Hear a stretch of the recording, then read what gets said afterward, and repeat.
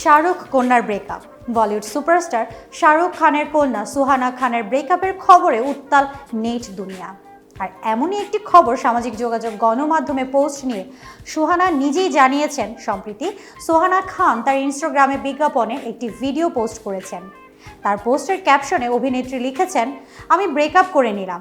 বিষয়টি সুহানা পরে স্পষ্ট করেছেন যে তিনি তার প্রেমিকের কথা উল্লেখ করছেন না, বরং তিনি বলতে চেয়েছিলেন যে তিনি তার সাবান পরিবর্তন করেছেন, কারণ তার জীবনে এখন এসেছে নতুন সাবান।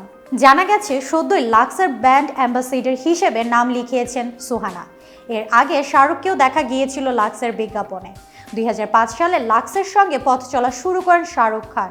লাক্সের একটি বিজ্ঞাপনে গোলাপের পাপড়ি ভরা বাথটাবে শাহরুখকে শুয়ে থাকতে দেখা যায়, আর তাকে নিয়ে ঘিরে দাঁড়িয়েছিল হেমা মালিনী, করিনা কাপুর খান, শ্রীদেবী, জুহি চাওলা। এবার বাবার পথ অনুসরণ করে একই পথে হাঁটছেন শাহরুখ কন্যা। এতক্ষণ বার্তা বৈঠকের সাথে থাকার জন্য ধন্যবাদ। নতুন নতুন তথ্য সংবাদ পেতে বার্তা বৈঠকের ইউটিউব চ্যানেল ও ফেসবুক পেজে সাথেই থাকুন।